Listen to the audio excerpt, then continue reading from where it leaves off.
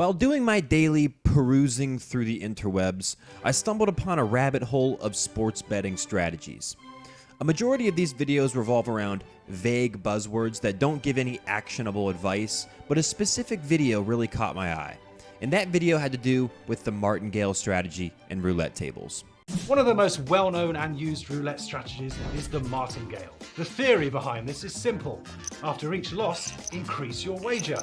Then when you win, you get back your lost money and then return to your original betting amount. Let's say you start with a £1 fixed bet. If you lose, you double your initial bet to £2.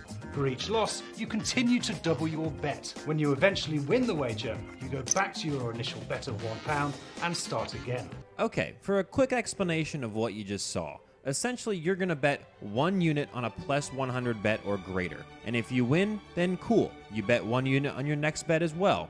But if you lose that first bet, then your next bet you're going to double that and bet 2 units.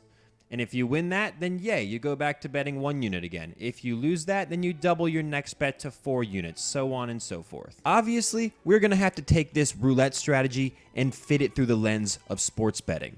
But if you know anything about statistics, you know that this is absolutely by every law of math, physics, nature, the Constitution, God, there is absolutely no strategy that could possibly turn the odds of a roulette table in your favor. However, from a purely logical standpoint, this one kind of threw me for a loop. If you have a large enough bankroll and a high enough appetite for risk, this should actually kind of work.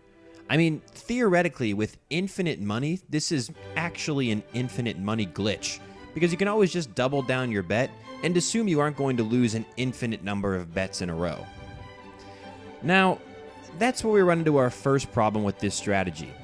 We need a theoretically large amount of money, and currently, I have a theoretical choice between paying my electric bill or paying for a Chipotle bowl. But I still want to see how this would perform if it were to be retrofitted to a sports betting strategy. There are a couple of different ways I could have approached this, but with the help of some Googling, I was able to come up with a couple of usable rules that can fit this into a sports betting strategy. Rule number 1, have a starting bankroll. This is a simple one because it's the $25.70 left in my bank account after eating Chipotle and not having AC for the rest of the month. Rule number 2, figure out your risk tolerance and use that to calculate your unit size. So you want to decide how many bets in a row you want to have to lose before your bankroll runs out. The equation to figure this out is your bankroll divided by 2 to the power of the number of bets. This equation will give you the unit size that you should start with. So for example, if I were to choose that I want to lose 10 bets in a row in order for my bankroll to run out, then I plug that into the equation and I get that I'm definitely going to lose my first 10 bets. You're broke! You're fucking poor! But my starting unit size would be 2.5 cents per bet. And then rule number 3, set specific odds you want to bet at. This strategy is feasible with any odds over 100, as the odds of 100 will always recover your previous bankroll if you were to double down on the last bet you lost. Out of pure curiosity, I set up a statistical model to predict the profitability of this betting strategy. As you can see, we have a couple of different levers here that we can pull with desired unit size, desired odds, risk tolerance, projected sportsbook edge, and combining that with some random number generators, I was able to set up a mock trial of a Martingale strategy. If you couldn't tell, by the way, the massive cliff that keeps occurring in this graph, that's representative of the cliff you jump off of after you lose 10 bets in a row. Over the long term, and with a limited bankroll, this strategy most definitely would not work and would end in a violent implosion and a Bed Bath & Beyond level leap of faith. However, there seems to be a pattern emerging amongst these graphs. Maybe the caffeine and alcohol consumption is causing mild hallucinations, but I swear I have barely seen a violent implosion before the 30th to 40th bet. And with this idea came another 6 hours of work to test out my theory that although in the long term the Martingale strategy is just not effective with a finite bankroll, maybe getting 10 losses in a row in the short term is so statistically unlikely that it could produce profitability within a certain number of bets. My problem with this model here is that we're only getting a representation of one run at a Martingale strategy at a time. And what I need to see is what the statistical averages of this look like over many trials.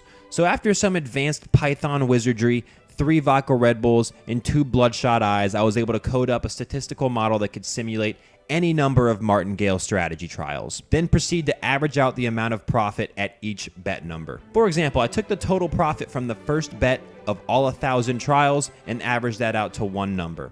I did the same with the second and third bets, all the way up to the 1,000th bet. What we can do with this information is showcase it on a line graph to see how this works out over a large sample size of trials. And for those that were zoning out right there, essentially what we're doing is showing you the actual expected profit at each number of bets using the Martingale strategy. And as you can see, it's not fucking good. At least in this view, I can pretend like my bank account is only slowly draining its way to zero instead of a literal death drop straight to hell. But the outcome is the same regardless. Now, let's live in the theoretical world to show you how this strategy would work if Jerome Powell were to hand the money printer over to you.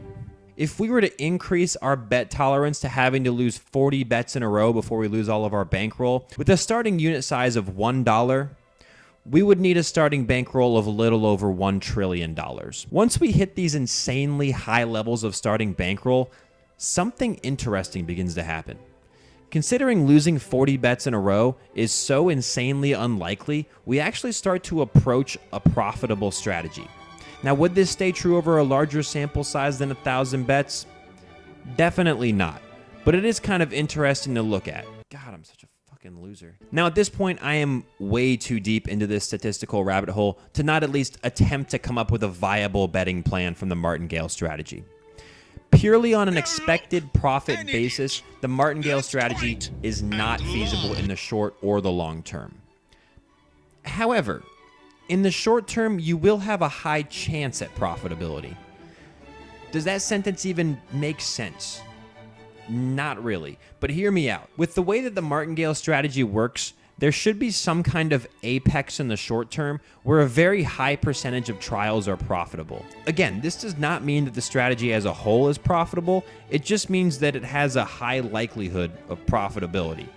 Essentially, you have a very high chance of winning a very small amount of money and a very small chance at losing a metric fuck ton of money. Essentially, you are playing the reverse lottery here. Here's the graph of the percentage of profitable trials, and as you can see, around 14 bets, over 80% of the 1,000 trials were profitable. So to wrap it all up, with all of this effort, we have now created one of the betting strategies of all time. If you enjoyed watching this video, then be sure to check out our website, cappermarket.com. And if you want to follow along with me as I utilize this strategy, then check out my subscription, the Capper Market Martingale Strat, on our website so that we can either win small or violently implode together.